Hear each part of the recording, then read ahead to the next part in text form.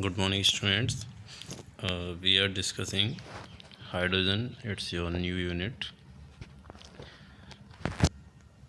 and we know that hydrogen is the first element in periodic table, and it is also most abundant element in the universe.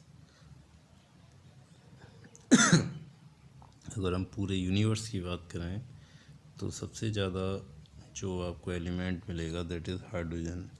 देखिए जितने भी stars हैं, है ना, और सन है गैलेक्सी में, और भी जो हेवनली पार्टिकल्स हैं, उनमें एक इम्पोर्टेंट पार्ट होता है हाइड्रोजन। और जब हाइड्रोजन एक दूसरे से फ्यूज करते हैं तो वो हीलियम बनाते हैं। ठीक है, जितनी भी न्यूक्लियर फ्यूज़न रिएक्शन है, सोर्स ऑफ एनर्जी है वो यूनिवर्स में या हमारी अर्थ पे जो सन से आता है, वो भी हाइड्रोजन के फ्यूजन रिएक्शन से ही होता है। Third most abundant in the surface of globe. Earth पर इसकी पोजीशन थर्ड है, यानी थर्ड पोजीशन पर ये मिलता है। और सबसे इम्पोर्टेंट बात ये है, जैसे अभी हम जो conventional source of energy petrol है ना और डीजल को हम यूज़ कर रहे हैं, और आगे आने वाले समय में हम इलेक्ट्रिसिटी का यूज करने की डायरेक्शन में है, लेकिन इलेक्ट्रिसिटी भी कॉस्टलियर है। तो हम और थोड़ा सा इको फ्रेंडली और चीपर सोर्स ऑफ एनर्जी के बारे में जब बात करते हैं तो वहाँ पर हाइड्रोजन इकोनॉमी है ना, हाइड्रोजन को हम फ्यूल की तरह यूज करना चाहते हैं। तो उसके लिए नई नई जो टेक्निक्स हैं और नए टाइप के इंजन्स, उनको बनाने की डायरेक्शन में वर्क हो रहा है। हाइड्रोजन एक्चुअल में सबसे पहले एक साइंटिस्ट थे कैवेंडिश, उन्होंने इसको आयरन पर सल्फ्यूरिक एसिड की रिएक्शन से फॉर्म किया था। और लेवोसियर थे, उन्होंने इसका नाम हाइड्रोजन रखा। Lavoisier is also known as father of chemistry. Hydrogen क्योंकि वाटर से हमें मिली है ना, यह हाइड्रोजन वाटर बनाती है, तो इसका मीनिंग भी यही है। हाइड्रो मीन्स वाटर और जीन माने जनरेटर, जो वाटर को बनाए। ये जनरली 3 फॉर्म्स में मिलती है। पहला आइसोटोप्स ऑफ हाइड्रोजन। आइसोटोप होते हैं जिनके एटॉमिक नंबर सेम है लेकिन एटॉमिक मास डिफरेंट होते हैं। आइसोटोप क्या है? दोज एटॉमिक नंबर सेम लेकिन एटॉमिक मास डिफरेंट होते हैं। ठीक है, तो देखिए इसके 3 आइसोटोप्स हैं। एक है प्रोटियम, जिसको हम H1 इससे रिप्रेजेंट करते हैं। दूसरा है H12, तीसरा है H13। ठीक है, H11, H12, H13। तो H11 की बात करें तो ये हमारा गया प्रोटियम है, H12 ड्यूटीरियम, H13 ट्राइटियम। यहाँ पर जो आपको 1 दिख रहा है नीचे, ये इनका एटॉमिक नंबर है।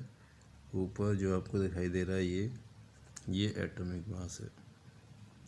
तो एटॉमिक नंबर एक्चुअल में क्या रिप्रेजेंट करता है? Number of proton.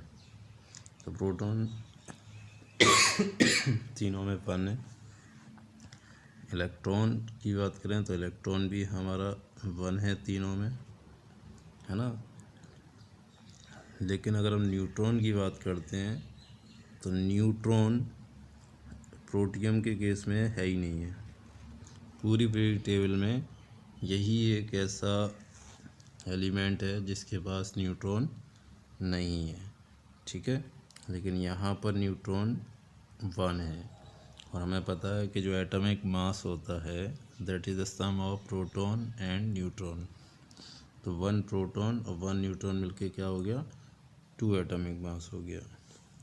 ट्राइटियम में 3 प्रोटॉन होते हैं, सॉरी 2 प्रोटॉन होते हैं, 2 न्यूट्रॉन होते हैं, तो 2 न्यूट्रॉन और 1 प्रोटॉन, 2 + 1 कितना हो गया, 3 हो गया।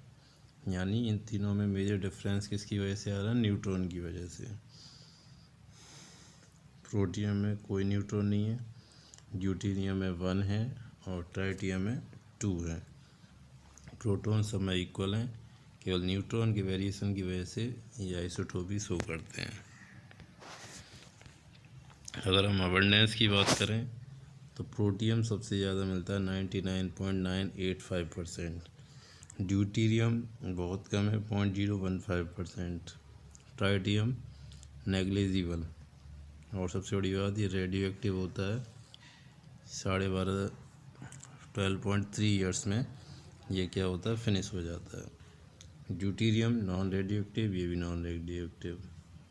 रिलेटिव एटॉमिक मास इसका मैंने बताया था 1, तो 1.0078, इसका 2 होता है क्योंकि एक न्यूट्रॉन इसमें आ जाता है प्रोटॉन के साथ, तो 2.014, इसका 3 होता है, इसमें 2 न्यूट्रॉन और 1 प्रोटॉन होता है। अब हम बात करेंगे प्रिपरेशन ऑफ डाईहाइड्रोजन। डाईहाइड्रोजन को हम कैसे प्रिपेयर कर सकते हैं। तो फर्स्ट मेथड है हमारा इलेक्ट्रोलिसिस ऑफ वाटर, है ना। देखिए, जब हम वाटर को इलेक्ट्रोलाइज करते हैं इन प्रेजेंस ऑफ एसिड या बेस, तो वो ब्रेकआउट हो जाता है किसमें, ऑक्सीजन में और हाइड्रोजन में, ठीक है।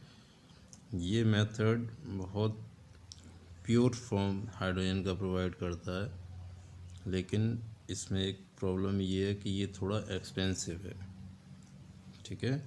तो इसमें हमें इलेक्ट्रिसिटी का थोड़ा देखना पड़ता है, जहाँ इलेक्ट्रिसिटी इजीली अवेलेबल है वहाँ हम इस मेथड को प्रेफर करते हैं, ठीक है।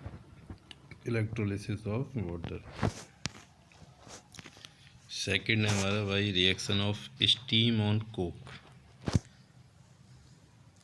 कोक मतलब कार्बन, कोक भी एक कार्बन का एलोट्रॉप है, जैसे ग्रेफाइट डायमंड है उसी तरीके से। ये अमोर्फस होता है, नॉन क्रिस्टलाइन, वो क्रिस्टलाइन होते हैं। जब इसको देखिए, वाटर यहाँ पर क्या है, स्टीम की फॉर्म में, जब इसको रिएक्ट कराते हैं तो ये एक तो कार्बन मोनोऑक्साइड और प्लस H2 देता है, यानी ये कॉम्बिनेशन यहाँ मिलता है, CO + H2, दोनों का कॉम्बिनेशन यहाँ पर मिलेगा। इसी को हम क्या बोलते हैं, सिंथेसिस गैस या सिन गैस। क्यों बोलते हैं, क्योंकि इस मिक्सचर से हम क्या करते हैं, मीथेनॉल और कई सारे हाइड्रोकार्बन की सिंथेसाइज करते हैं। सिंथेसाइज माने बनाते हैं।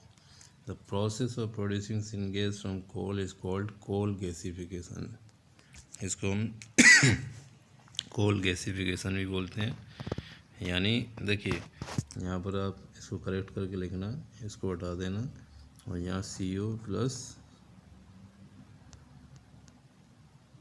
यहाँ लिखना, इसको तो हटा देंगे और यहाँ लिखना CO+ H2,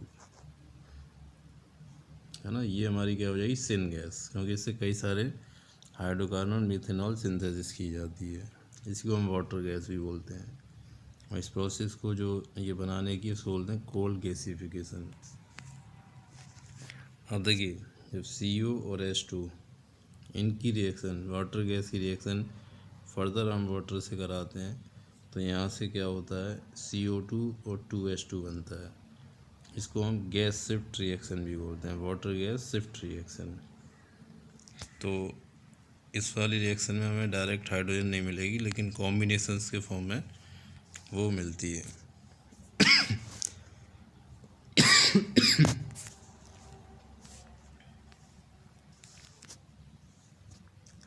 अच्छा, डाईहाइड्रोजन की कुछ प्रॉपर्टीज़ हैं जिनके बारे में हम बात करेंगे। ये स्लाइटली सॉल्यूबल है वाटर में 2% तक, वाटर के अंदर ये डिजॉल्व हो सकती है। इट इज़ हाईली कंबस्टेबल, है ना, ये मतलब आसानी से बर्न कर सकती है and therefore should be handled carefully. इसको आसानी से केयरफुली मतलब हमें इसको हैंडल करना है। लाइटेस्ट सब्सटेंस है, आपने देखा होगा बैलून्स में जब इस एयर को हम फिल कर देते हैं, है ना, और बैलून को अगर छोड़ दें तो वो एयर में इस तरीके से फ्री हो जाते हैं। Weight of 1 litre hydrogen at NTP is 0.089 gram, यानी ये पूरा 1 ग्राम भी नहीं है 1 लीटर का। इससे हम समझ सकते हैं कितनी लाइट गैस होती है। ठीक है, इसको आप और NCERT से एक बार देखिए रेफरेंस बुक से, फिर नेक्स्ट हम अगले पीरियड में इसको डिस्कस करेंगे।